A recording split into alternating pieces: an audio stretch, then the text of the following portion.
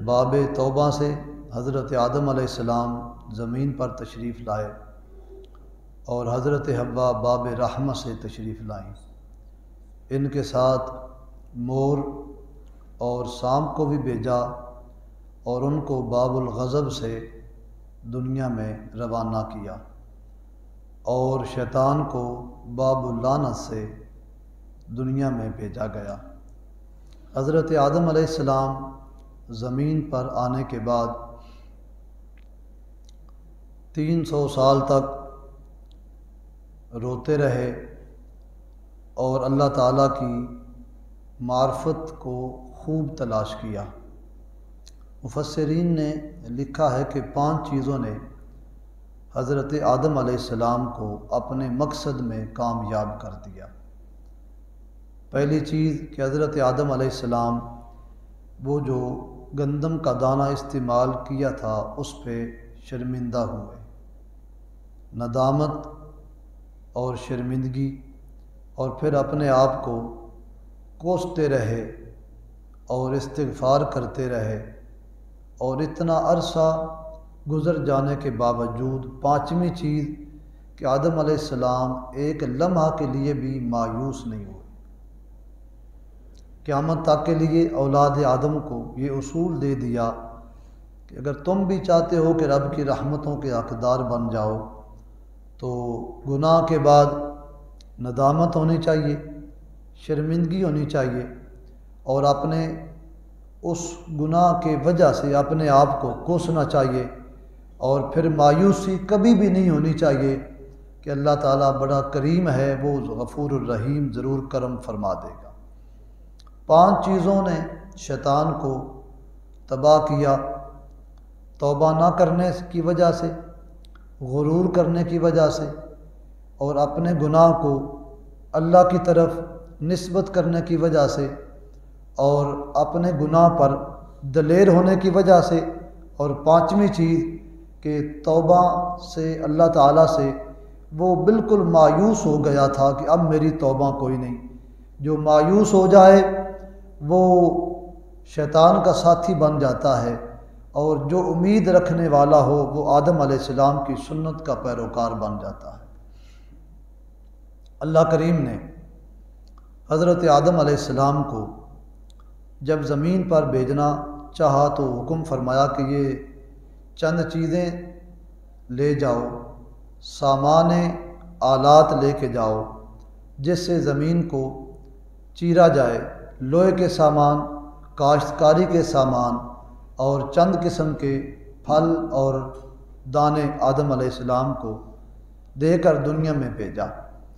آدم علیہ السلام کاشتکاری کے لیے گندم کو لے کے آئے اور سامان کاشتکاری آسمان سے لے کے آئے۔ لوہے کے چند اوزار آدم علیہ السلام جنت سے لے کر آئے۔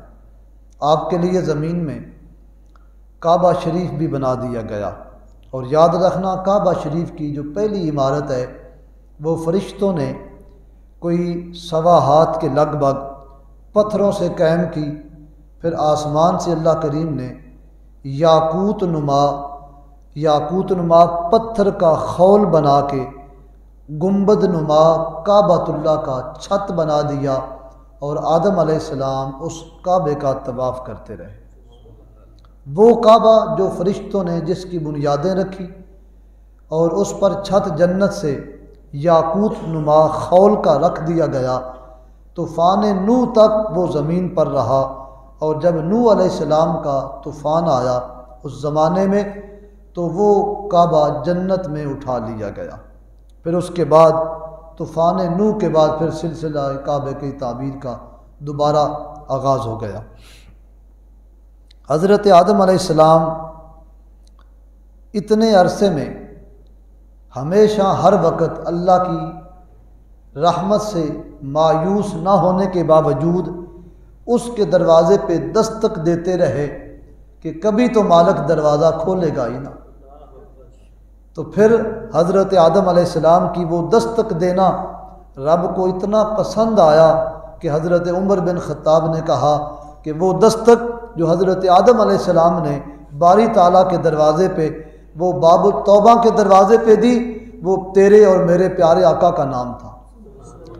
اس نام سے جب دستک دی حضرت آدم علیہ السلام نے تو فوراً لبیکا یا آدم، لبیکا یا آدم، اے آدم پیارے کیا کام ہے، بتاؤ کیا کام ہے۔ یا اللہ کام تو کوئی نہیں، میں وہی پہلی والی بہار چاہتا ہوں، اور کوئی غرض نہیں، وہ پہلے والی ہی سلسلہ قائم کرنا چاہتا ہوں۔ فرمایا وہ بات تو ہو گئی، بتاؤ کیف عرفت بے محمد، میرے محمد کو کس طرح پہچانا ہے۔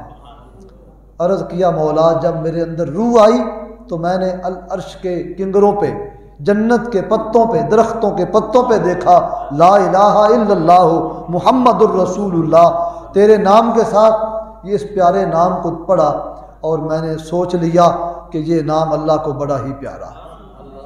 آدم علیہ السلام نے جہاں عبادات میں پہل کی ہے، میں نے گزشتہ میں بتایا کہ استغفار انسان کی سب سے پہلی عبادت ہے اور آدم علیہ السلام نے کی۔ توبہ انسان کی سب سے پہلی عبادت ہے، آدم علیہ السلام نے کی۔ اور دعا انسان کی سب سے پہلی عبادت ہے، آدم علیہ السلام نے کی۔ اور دعا میں وسیلہ یہ انسان کی پہلی عبادت ہے، آدم علیہ السلام نے کی۔ آج ہم سے لوگ پوچھتے ہیں وسیلے کا ثبوت کوئی نہیں، میں نے کہا جتنی انسانیت کی عمر ہے اتنی وسیلے کے ثبوت کی تاریخ ہے۔ یہ کوئی نیا مسئلہ بریلی والوں نے نہیں بنایا، یہ تو آدم علیہ السلام کی سنت ہے۔ اور آدم علیہ السلام آج خود نہیں کر رہے، رب فرماتا ہے فَتَلَقَّى آدَمُ مِن رَبِّهِ کَلِمَاتٍ، ہم نے آدم علیہ السلام کے دل میں وسیلے والے کلمات القاء کر دیے، اور پھر آدم علیہ السلام ان کلمات کے ذریعے ہم سے بات کرنے لگے۔